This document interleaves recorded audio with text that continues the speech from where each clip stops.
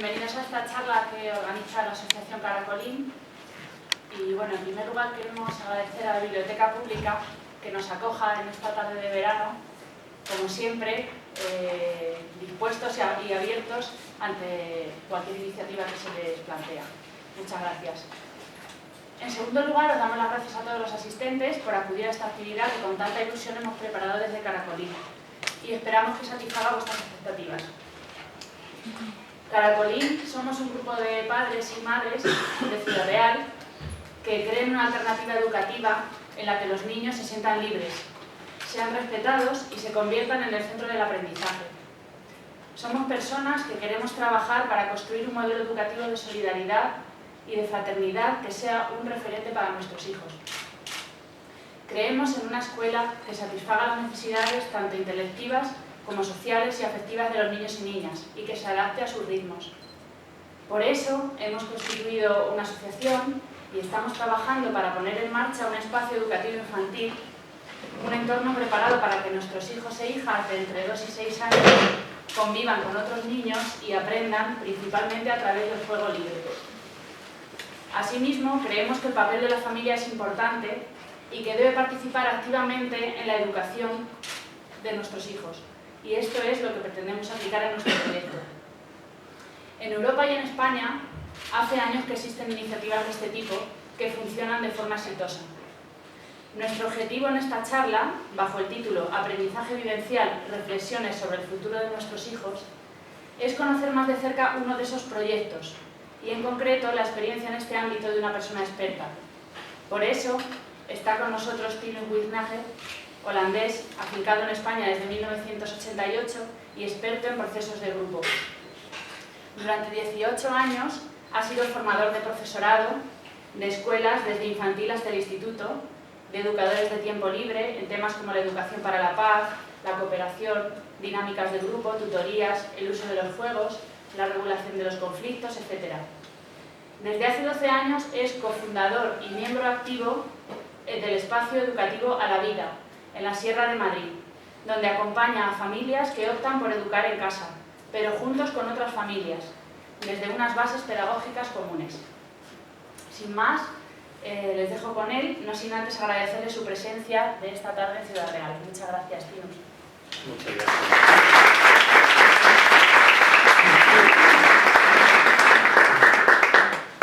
Yo solamente voy a estar aquí un minuto más porque luego me voy a sentar ahí en este silla que ya está preparado.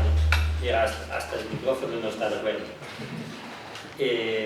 Porque cuando yo trabajé todavía en formación utilizaba este momento para ejemplo de cómo funcionan los coles, ¿verdad? En donde el alumnado tiene medio metro cuadrado de moverse con una mesita luego delante y el profesorado, en este caso yo, tengo como una cuarta parte de todo el espacio solo para mí. Cuando trabajé en los coles he visto mucha gente que realmente quieren cambiar cosas, ¿verdad? Casi todos y todas las que venían a los cursos que yo daba, no solo yo, más gente lo dábamos, era porque tenían intención de cambiar cosas. Lo que pasa es que la institución, la escuela, no permite tanta libertad. Y medio por eso, cuando Beatriz, mi compañera y yo, tuvimos nuestro propio hijo, empezamos junto con otras familias algo que las escuelas normales no podían ofrecer. Y no era tanto porque teníamos muchas ganas de hacer algo diferente, sino era más como no encontramos lo que necesitábamos, empezamos a construir algo, esto hace ahora un poco más de 12 años, y eso luego se convirtió en A la Vida.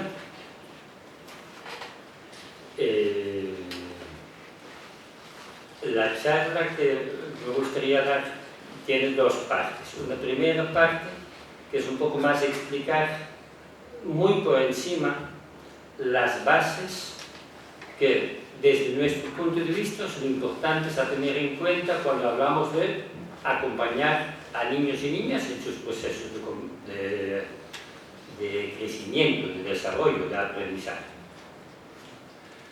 Hablamos más que de acompañar que de educar. Hablamos más de acompañantes que de profesores o educadores o algo así, porque entendemos que justo una de las cosas diferentes tiene que ver con el papel del adulto. En una escuela normalmente es el adulto que se supone que sabe qué es lo que el niño necesita. En la vida entendemos que es el niño el que mejor sabe lo que necesita. Pues no significa que el adulto no tiene idea, sí tenemos ideas, ¿verdad? Pero en vez de nosotros organizar la vida de los niños, queremos acompañar un proceso. De ahí viene un poco este nombre acompañante, no solamente es un nombre, es algo con mayor definición. La segunda parte es más sobre nuestra experiencia como a la vida. En este caso, yo creo que nos tiene que servir más como ejemplo, porque no somos ni el único grupo que existe en España en este momento que trabaja un poco en esta línea, ni es que yo he venido aquí para que todo el mundo apuntáis a la vida. En la vida hacemos días de campo, si alguien se quiere apuntar ahí, ya es otra cosa, y ahí la charla es sobre la vida. Aquí la charla no es sobre la vida, aquí la charla es sobre por qué tipo de argumentos, qué tipo de reflexiones teníamos y seguimos teniendo las familias que estamos en la vida para optar por el camino que hemos optado. Y luego a la vida es un ejemplo, como igual dentro de 5 o 6 años, aquí hay un ejemplo parecido. Está más chiquitito, con su propia experiencia. Yo me voy a sentar ahí, no me gusta mucho sentarme detrás de una mesa tan grande, y desde ahí también todo el mundo me podéis oír cosas interesantes.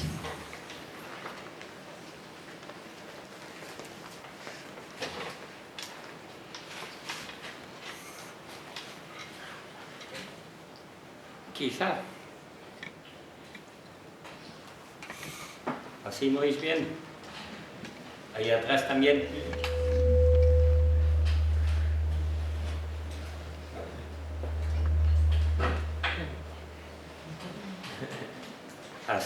Así vamos. Quizá la primera pregunta que nos tendríamos que hacer es ¿cómo, si pensamos en procesos de crecimiento, de aprender, de escolarizar, cómo aprendemos? ¿Cómo aprende un niño pequeño y cómo aprendemos los adultos? Porque en realidad es muy parecido.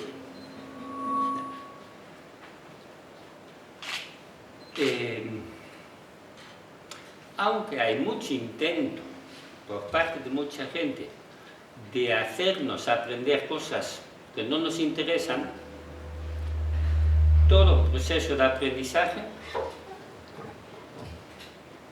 siempre necesita un acto de querer colaborar desde la persona, independientemente de su edad.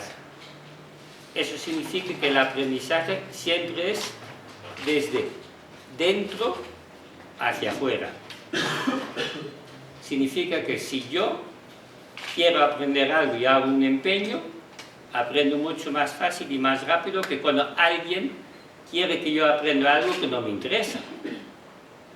Porque lo más probable es que aprendo justo lo mínimo para poder satisfacer la necesidad de la otra persona, pero no la mía.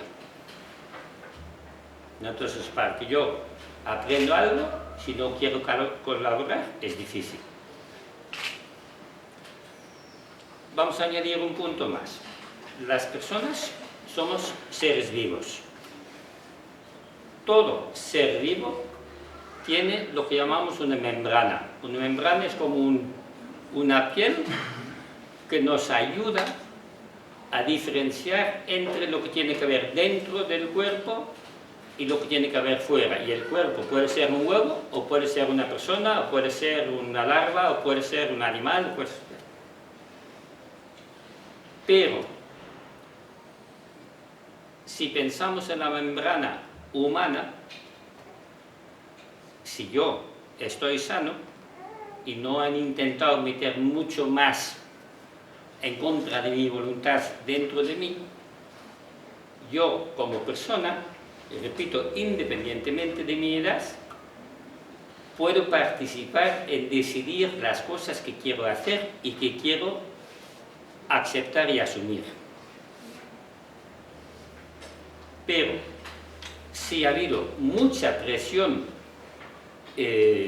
o por motivos violentos claramente visibles o por motivos no tan violentos y mucho más complicados, luego ya hablaré de ello un momento, esta membrana ya no está entera, ya no funciona bien. Y eso significa que, como por ejemplo, como adultos, muchas veces en vez de pensar en qué es lo que yo quiero decir a esta persona, lo primero que pienso es ¿y qué va a pensar esta persona cuando yo se lo digo? Entonces, en vez de tener en cuenta lo que yo quiero decir o lo que es lo mío, tengo mucho más en cuenta al otro o a la otra. Muchas personas hemos vivido muchas, llámalo, incursiones en nuestra membrana para que aprendiésemos cosas que no nos interesan. Eso dificulta bastante el proceso de aprendizaje. Antes ya comenté lo de los coles. Cuando yo hablo del cole no me refiero al profesorado bien intencionado, me refiero al sistema. Ha habido investigaciones en varios sitios y lo hemos podido comprobar.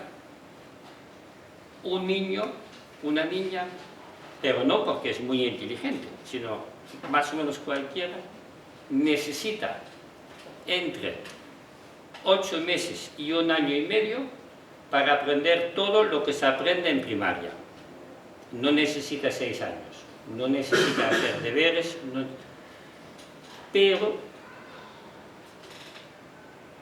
lo puede aprender en tan poco tiempo solamente si está conectado con un interés propio. Las escuelas parte del tiempo dedican a un proceso de socialización y a un proceso de homogenización, que es que los niños y las niñas tienen que aprender lo mismo en el mismo momento, aunque igual no es el momento igual para todo el mundo. Entonces eso, en vez de facilitar el aprendizaje, lo dificulta. ¿Ya? Vamos a añadir un punto más. Si yo voy aprendiendo algo, pero lo aprendo por cachos, en vez de como experiencia completa, lo que luego es el resultado es que dentro de mi cabeza las conexiones neuronales que se van haciendo según las experiencias que tengo son o muy pocas o muchas. Cuando mis experiencias son incompletas, por ejemplo, un dibujo de un elefante, entra, traduciendo un momento a la terminología moderna de los ordenadores, en el cajón, en el archivo de los dibujitos de animales.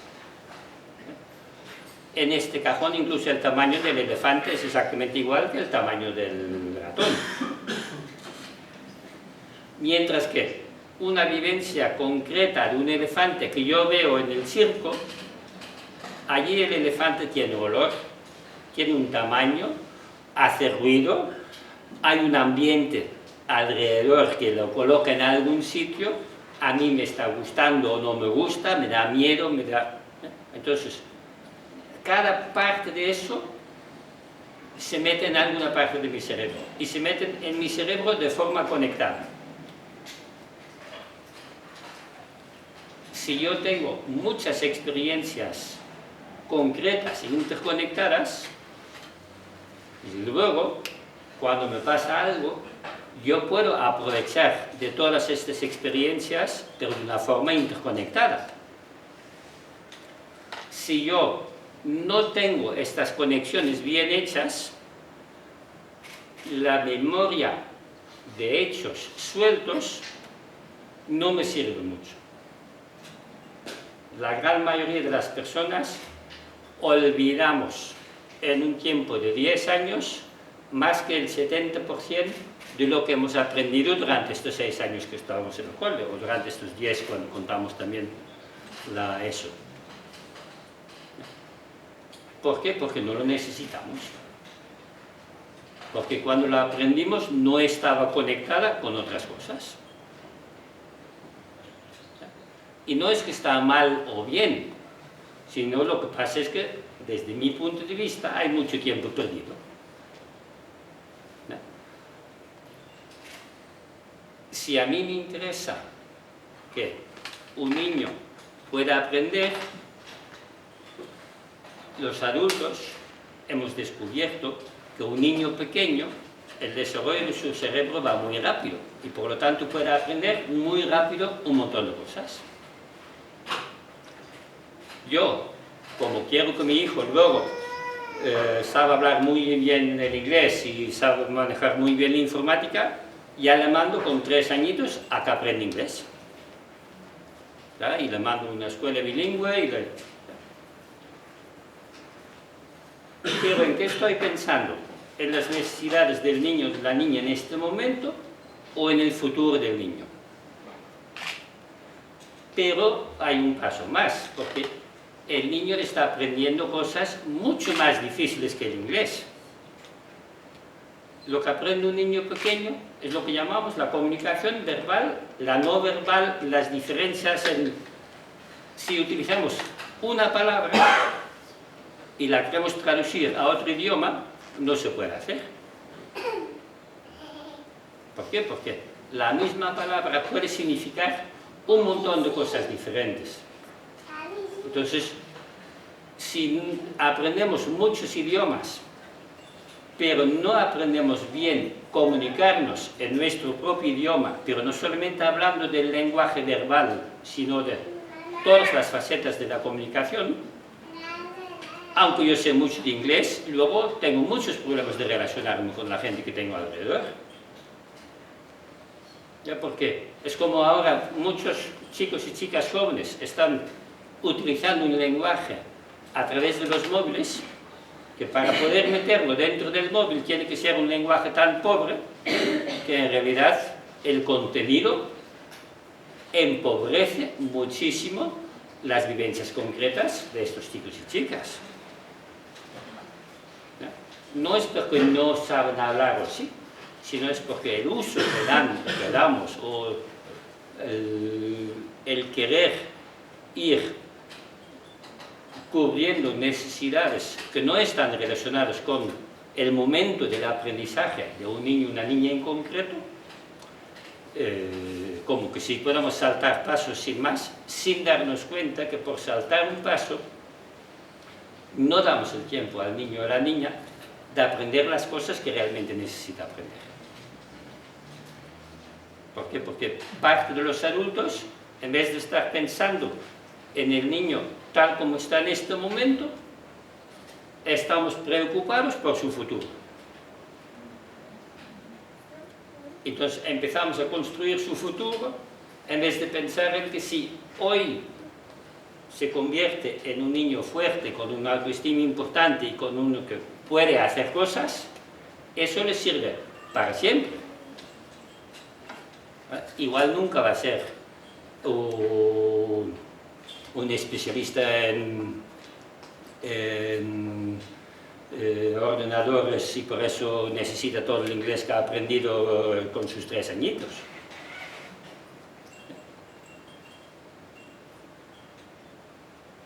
Los adultos aprendemos en realidad de la misma manera.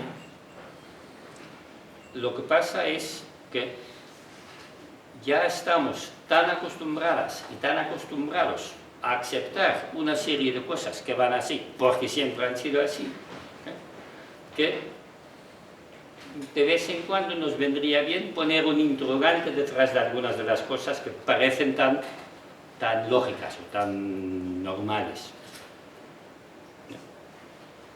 No porque siempre el resultado va a ser negativo o que va a ser diferente, no. Solamente por yo comprobar hasta dónde es cierto lo que siempre me han dicho.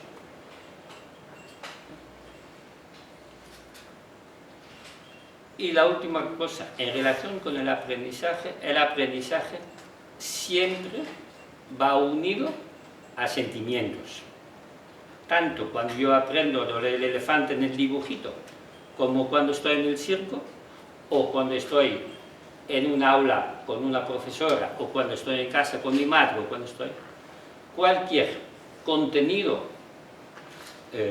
académico, para llamarlo de alguna manera, académico, de aprendizaje también de habilidades, va unido a un sentimiento de alegría, de miedo, de fastidio, de fracaso.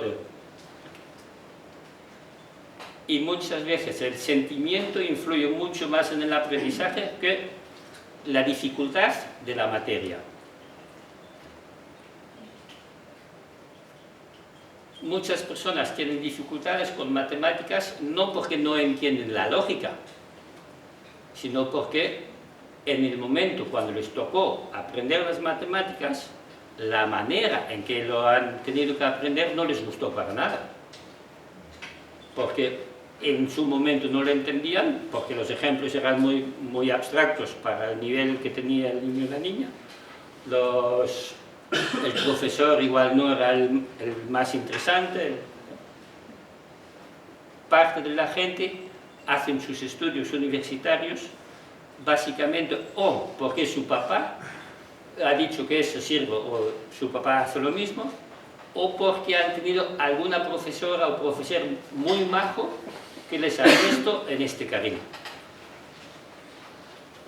Pero muy pocas personas de 17, 18 años realmente deciden su futuro en base a cosas que no dependen de sus sentimientos.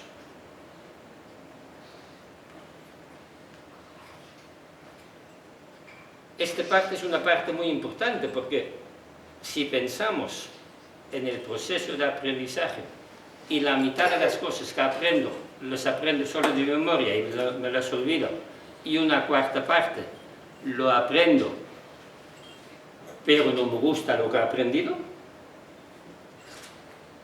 entonces la pregunta sería, no aquí para responderla, sino cada una y cada uno para sí mismo, para sí misma. Pero, ¿qué han sido las cosas importantes en mi vida que he aprendido? Y allí lo que hemos aprendido es cómo relacionarnos con otra gente. Lo que hemos aprendido es hasta dónde yo soy muy bueno o malo en competir con alguien, o cuando yo estoy en una pelea, lucha, combate con alguien, pero verbalmente si yo consigo ganarlo, ¿no? Si sé contar chistes muy bien o si soy un poco más oso. Este tipo de cosas al final van a ser bastante más importantes que si yo sé mucho de matemáticas, si luego no trabajo como matemático.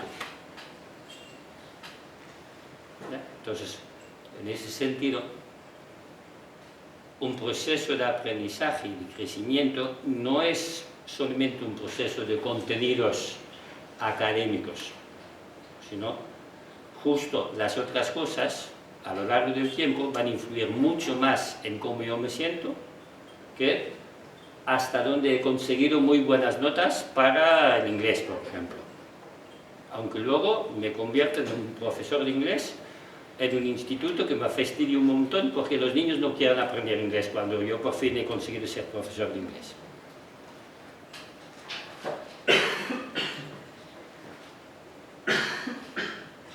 ¿Qué es lo que necesitaríamos? Ya desde un punto de vista de que entendemos que los niños y las niñas muy pequeñas ya pueden tomar pequeñas decisiones. No pueden tomar decisiones sobre un futuro a muy largo plazo, pero sí pueden saber cuánto hambre tienen.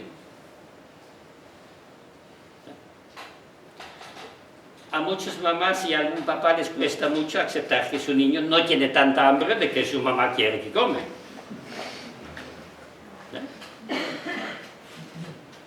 Pero ¿quién sabe mejor cuánta hambre tienes tú?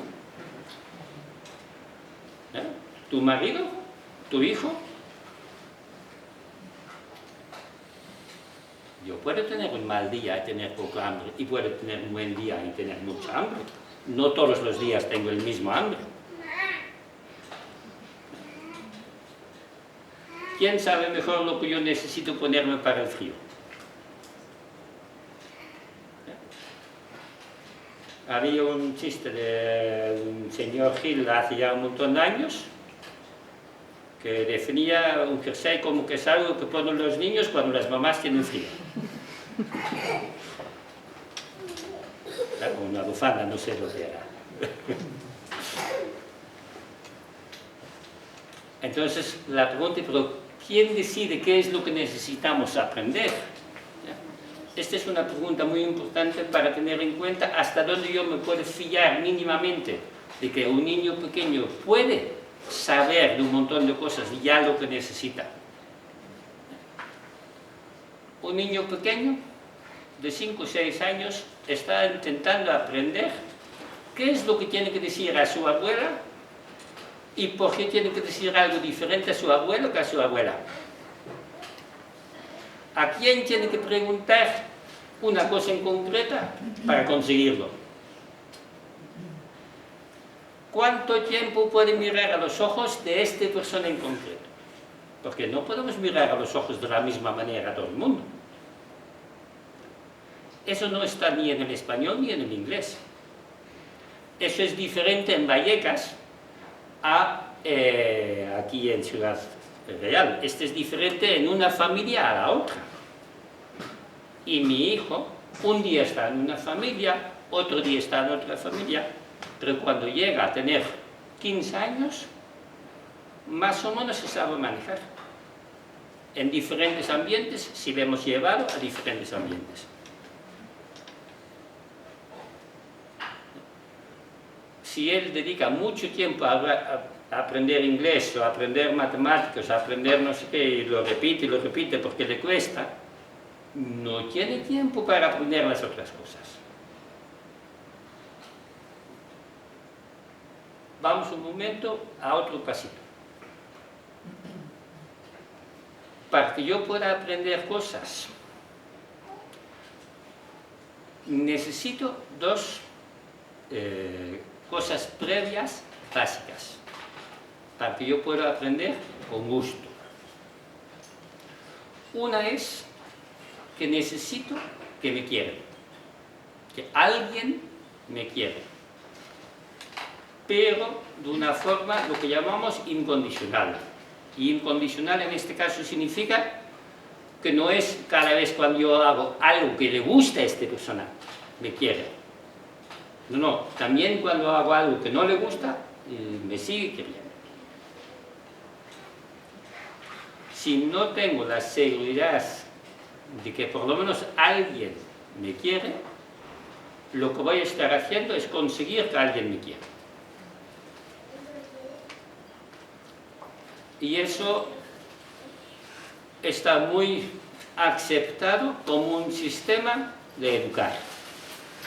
¿No? Educar con la valoración, con decir que esto lo has hecho fenomenal, muy bonito, tal cual, pero no porque lo has hecho así, porque yo valoro lo que tú estás haciendo y a mí me gusta.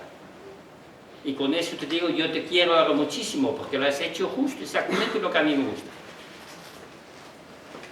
Y luego, cuando haces algo que a mí no me gusta tanto, eso también te lo hago saber. Entonces yo, en vez de tener la seguridad que me quieres, haga lo que haga, yo tengo la seguridad que para conseguir tu amor, yo necesito hacerte regalitos todo el rato. Y me dedico parte de mi tiempo a hacer regalitos. Y como persona adulto, sigo haciendo lo mismo. Muchas personas tenemos el autoestima por lo menos más bajo de lo que nos gustaría.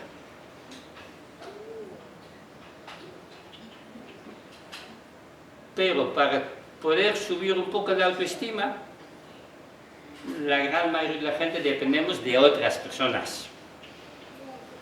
En vez de sentir la autoestima dentro de mí, yo lo pongo en manos del que me tiene que decir cuánto me quiere. Es exactamente lo mismo que lo que acabo de decir antes. Los niños y las niñas que aprenden en base a valoraciones positivas y negativas,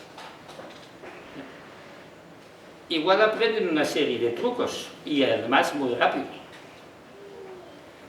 Pero para su autoconfianza, para su poder sentirse ellos mismos orgullosos de lo que han hecho, si eso depende siempre de su papá, de su mamá, de la profesora, ellos no tienen criterio propio. ¿No?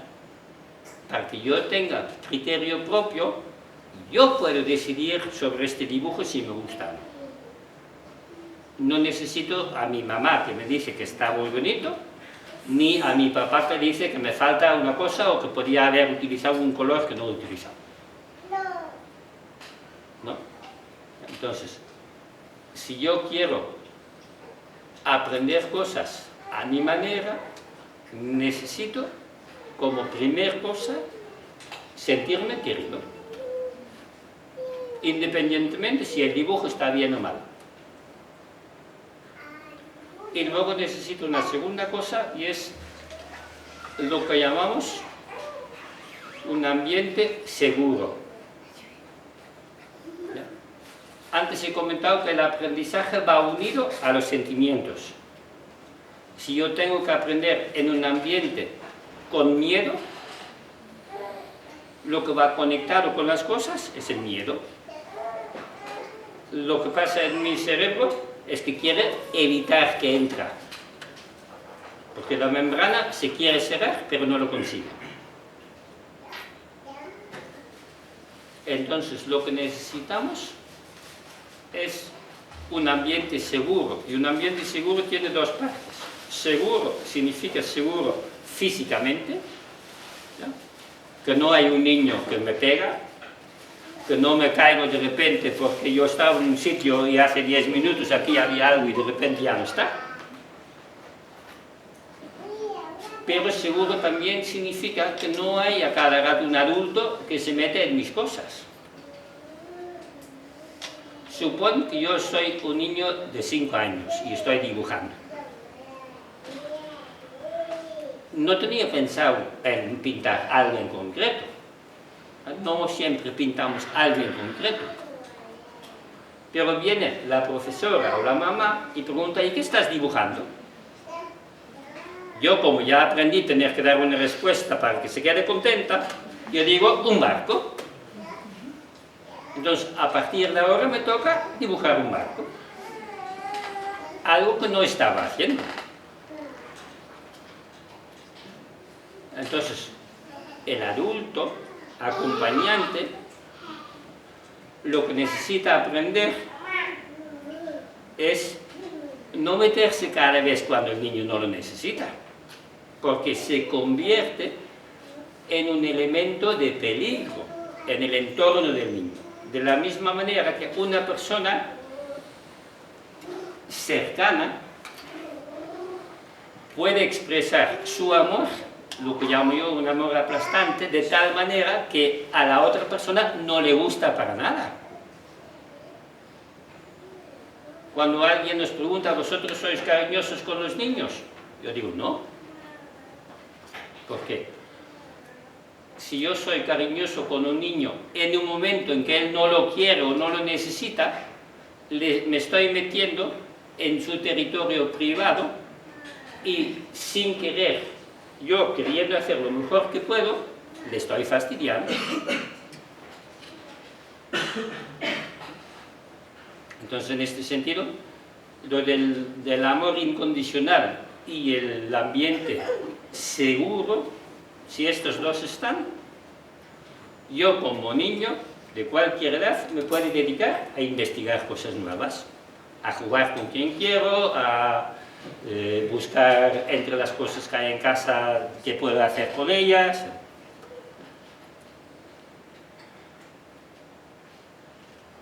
Para este camino de ir aprendiendo cosas,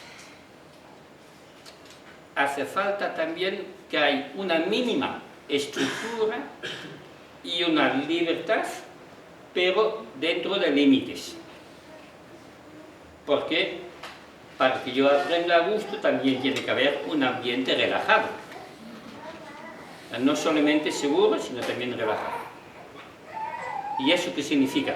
Que si mi hijo o mi hija quiere pintar, que no tiene por qué ser como yo soy una persona libre que puede pintar en cualquier cosa de la casa.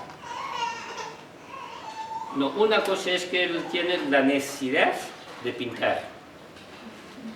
Y otra cosa es que yo, como adulto, puedo ponerle una estructura, un espacio, un ambiente en donde él puede pintar.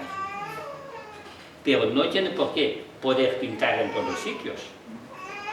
Porque si él pinta en todos los sitios, en vez de tener un ambiente relajado en casa, yo, y quizá al principio todavía lo aguanto, pero poco a poco mi buena voluntad se convierte en un muy mal humor. Y para mi hijo es más importante mi buen humor que poder pintar en cualquier sitio. En ese sentido, es importante el poder funcionar con límites. Límites no es lo mismo que castigos, aunque muchas personas nos cuesta separarlos, porque hemos vivido mucho el castigo y poco el límite. Un límite solamente es una definición concreta, pero no de palabras, sino un hecho concreto.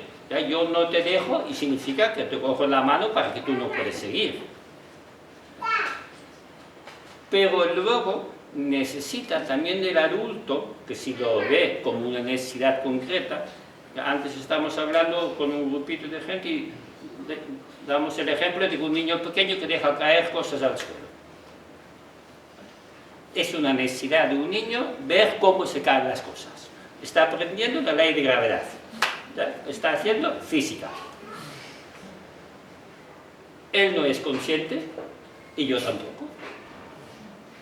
Pero yo, como tampoco sé muy bien cómo funciona su cerebro, a mí me está hartando. Ya me he bajado al suelo 8 veces y le he puesto de nuevo y al acto está otra vez en el suelo. Si el niño, mi hijo y yo nos entendiéramos mejor, no habría ningún problema, no necesitaría yo pelearme con él ni enfadarme, porque yo entendería que su cerebro está desarrollándose, su memoria a corto plazo todavía no funciona muy bien y necesita repetir una serie de experiencias un montón de veces. No a la primera ya es suficiente. Entonces, este montón de veces o me necesita o necesita que yo le eche un cable. Porque si yo le pongo una sillita en donde él puede subir y bajar solito, no me necesita para que yo ponga cada vez la cosa arriba. Pero como los adultos no estamos ni buscamos en niños pequeños los momentos que un niño ya puede hacer cosas autónomamente y los momentos en que me necesita, lo mezclamos todo. Por eso el niño se encuentra muchas veces en una situación con su mamá o con su papá que ve que algo está yendo mal porque su papá se está enfadando, pero no sabe por qué. Porque su propia experiencia no es de que algo va mal. Y esto tiene un problema, porque una de las cosas que dicen y yo no lo he comprobado, pero sí me fío en este caso de los psicólogos y de los pediatras, es que los niños ya ni tan pequeños, 7, 8, 9 años o más, como todavía están en una fase también medio egocéntrico, piensan mucho que ellos son los culpables de las cosas. Parte de las cosas les han vivido como que de repente su papá se enfadaba sin saber por qué y tenía que ver algo con el niño, y este proceso como que lleva las cosas hacia su propia manera de entender el mundo. Él conecta con que si pasa algo malo en casa, seguramente que tiene que ver conmigo, independientemente de si es cierto o no, porque la verdad no existe en el sentido que cada uno vive su verdad, su parte de la verdad. También.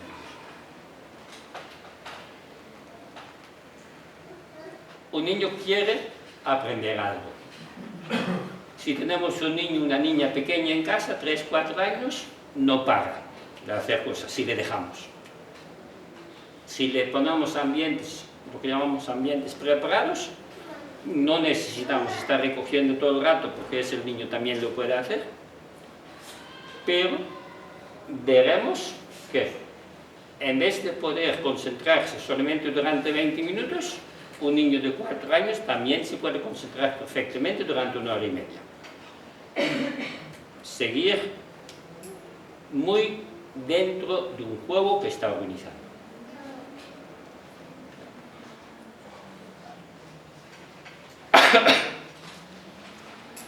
Cuando un niño, una niña, tiene 9, 10, 11 años, ya hay un montón de influencias de otras cosas también.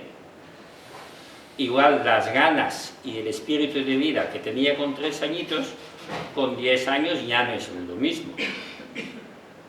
Si el adulto quiere que el niño trabaja muchas veces mucho más que el adulto en este proceso de aprendizaje y hacer horas extras, tenemos la dificultad que hay niños que trabajan y niños vagos.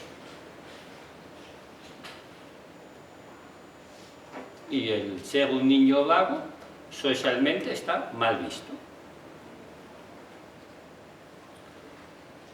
Nuestro cerebro no deja de trabajar, nunca, aunque estamos durmiendo. A veces estaría muy bien poder ser un poco más vago, no solamente para los niños, también para los adultos, para que nos dé tiempo a poder pensar y vivir cosas que no están previstos o que no forman parte de las exigencias de otras personas.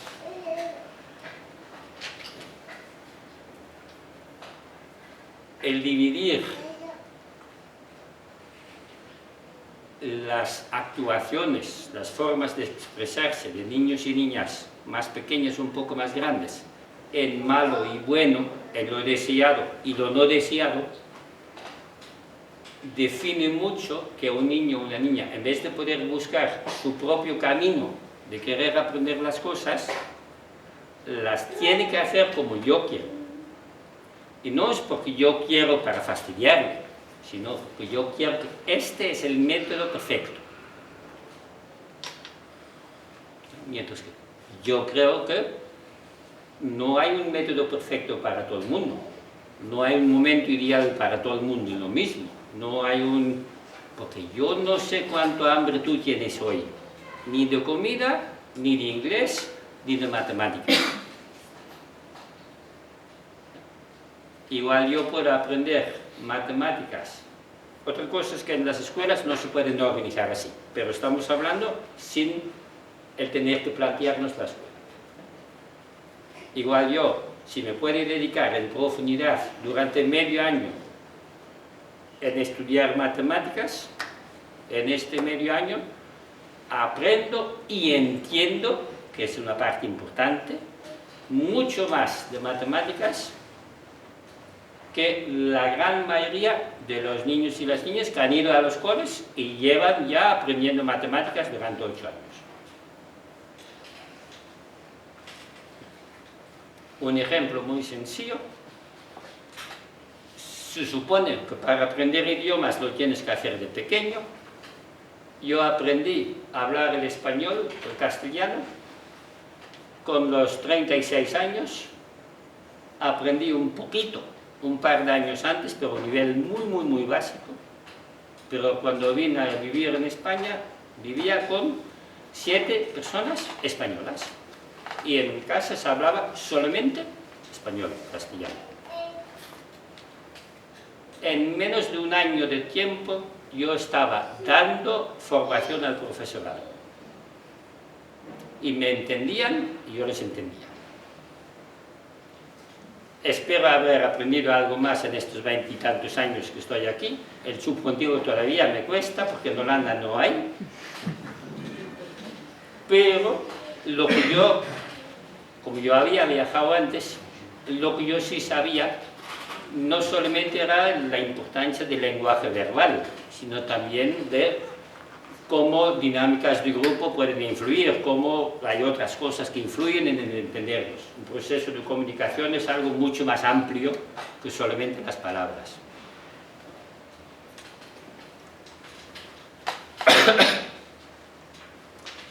Un ratito sobre el acompañamiento y luego vamos a ver unas fotos. El acompañamiento del adulto en casa es diferente al acompañamiento en los espacios como a la vida. ¿Por qué? Porque en la vida no hay un teléfono, ni en los otros espacios. No hace falta ir de compras. Normalmente las personas que están allí dedican este tiempo justo a estar con estos niños y niñas. Mientras que cuando tú estás en tu casa, si tienes suerte, a ratos estáis dos, pero hay que hacer un montón de cosas a la vez. Entonces, dentro de un espacio como el de la vida, se puede poner estructuras más definidas y las personas se pueden especializar, ¿ya? Se pueden convertir en personas más formadas, que cuando tú, como estando en casa, y también tienes que trabajar en otras cosas, o tienes que mantener la casa, pues no tenemos todo el mundo el tiempo para dedicar tanto tiempo a formación o a reunirnos con el papá para ver cómo hacemos lo de cualquier tema en casa.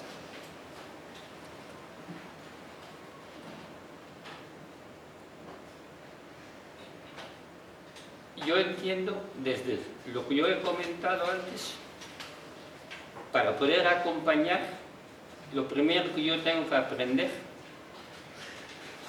lo primero que es desaprender, querer yo organizar tanto y tener más confianza en que mi hijo pueda hacer un montón de cosas. Pero tengo que ver, porque hay cosas que no puede hacer, no todo puede hacer. Pero eso necesita que yo aprenda a parar un momentito y observarle mejor a mi hijo y también a mí mismo. ¿Por qué? Porque no se trata de que mi hijo está en un ambiente muy relajado a costa de que yo estoy estresada todo el día o estresado. No, tenemos que buscar algo